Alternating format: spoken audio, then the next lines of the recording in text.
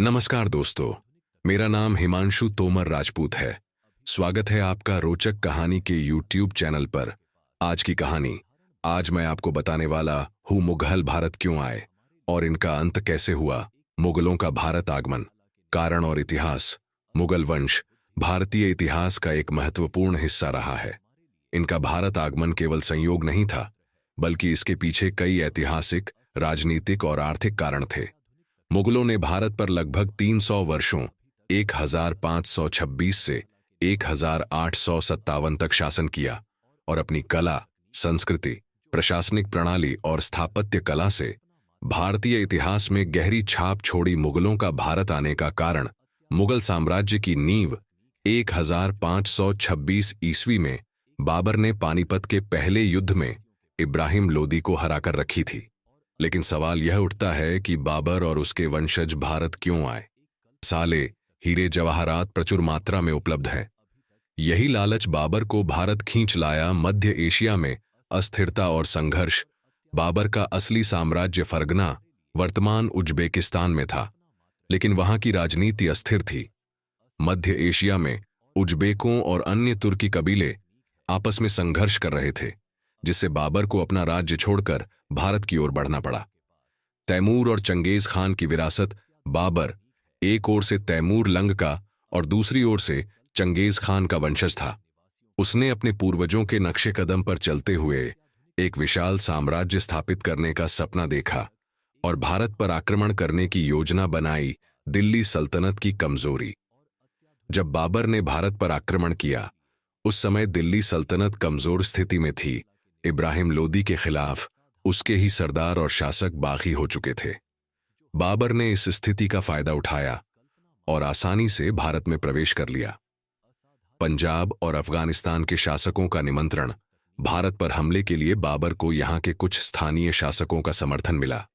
पंजाब के दौलत खान लोदी ने बाबर को भारत पर आक्रमण करने के लिए आमंत्रित किया था, क्योंकि वह इब्राहिम लोदी से नाराज था। राजपूत शासक राणा सांगा ने भी बाबर का समर्थन किया, क्योंकि वह लोदी वंश को कमजोर करना चाहता था। मुगलों का भारत में शासन और विस्तार। बाबर के बाद उनके वंशजों ने भारत में एक मजबूत साम्राज्य की नींव रखी। मुगल शासन के दौरान कई महत्वपूर्ण घटनाएं हुईं। बाबर 1526 से 30 पानीपत का पहला युद्ध जीतकर मुगल साम्राज्य की नींव रखी। हुमायूं 30 से 40, 55 से 45 शेर शाह सूरी से पराजित होकर निर्वासन में गया। बाद में दोबारा सत्ता प्राप्त की अकबर 1556 से 1605 तक मुगल साम्राज्य का विस्तार किया। हिंदू मुस्लिम एकता की नीति अपनाई। जहांगीर 1605 से 22 तक कला और संस्कृति का संरक्षण किया, लेकिन सत्ता कमजोर होने लगी। शाहजहां 1628 से 1628 ताजमहल बनवाया। मुगलों की कला और वास्तुकला का स्वर्ण युग। औरंगजेब 1628 से 1707 मुगल साम्राज्य का चरम विस्तार, लेकिन धार्मिक कट्टरता के कारण पतन की शुरुआत। बाद के मुगल 707 से 1557 कमजोर प्रशासन, अंग्रेजों का बढ़ता प्रभाव और अंततः 1557 में मुगल साम्राज्य का पतन। मुगल भारत इसलिए आए क्योंकि यहां अपार धन संपत्ति थी। मध्य एशिया में उनके लिए कोई स्थायी शासन नहीं था और दिल्ली सल्तनत कमजोर पड़ चुकी थी। बाबर ने भारत पर हमला कर मुगल वंश की नींव रखी और उसके वंशजों ने भारत में शानदार प्रशासन, कला और संस्कृति का विकास किया। मुगल साम्राज्य का अंत कैसे हुआ। मुगलों का पतन। मुगल साम्राज्य, जिसे बाबर ने 1526 ईस्वी में स्थापित किया था, लगभग 300 वर्षों तक भारतीय उपमहाद्वीप में शासन करता रहा। लेकिन 18वीं शताब्दी आते आते मुगल साम्राज्य कमजोर पड़ने लगा और 1957 के विद्रोह के बाद ब्रिटिश सरकार ने इसे पूरी तरह समाप्त कर दिया। औरंगजेब की कठोर नीतियां 156 से 107।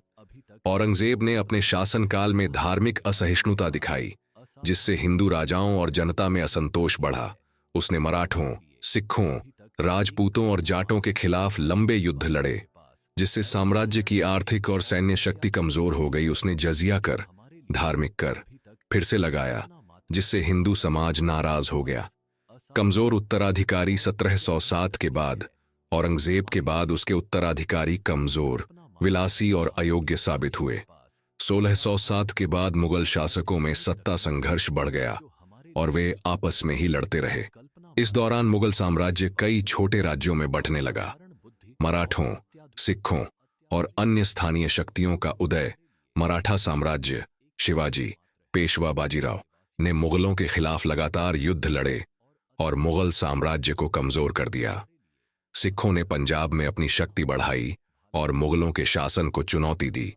जाटों और राजपूतों ने भी मुगलों के खिलाफ बगावत की और अपनी स्वतंत्र सत्ता स्थापित की। 1739 में फारस, ईरान के शासक नादिर शाह ने दिल्ली पर हमला किया और लाल किले से कोहिनूर हीरा और तख्ते ताउस लूट कर ले गया। 1761 में अहमद शाह अब्दाली ने पानीपत की तीसरी लड़ाई में मराठों को हराया, लेकिन इससे मुगलों की सत्ता और कमजोर हो गई। 18वीं शताब्दी में British east India company Bharat में तेजी से अपना प्रभुत्व बढ़ाने लगी। 1587 में प्लासी की लड़ाई और 1664 में बक्सर की लड़ाई के बाद मुगल शासक सिर्फ नाम मात्र के सम्राट रह गए।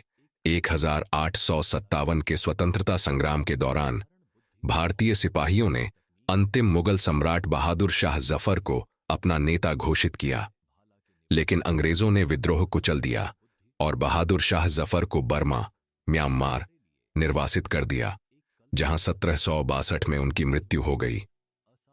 इसके साथ ही मुगल साम्राज्य का आधिकारिक अंत हो गया और भारत पूरी तरह से ब्रिटिश राज, ब्रिटिश रूल के अधीन आ गया। मुगल साम्राज्य का पतन आंतरिक कमजोरियों, प्रशासनिक विफलताओं, निरंतर युद्धों और ब्रिटिश प्रभाव के कारण हुआ। 1857 की क्रांति के बाद अंग्रेजों ने बहादुर शाह जफर को हटाकर मुगलों का पूरी तरह से अंत कर दिया और भारत को ब्रिटिश उपनिवेश बना दिया। तो दोस्तों, कैसी थी आज की कहानी कमेंट करके जरूर बताना।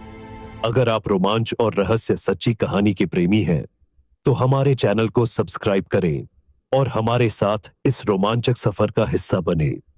सब्सक्राइब करें, बेल आइकन दबाना न भूलें, ताकि हर नई कहानी आप तक सबसे पहले पहुंचे। मिलते हैं एक और नई रहस्य कहानी के साथ। जब तक हर हर महादेव।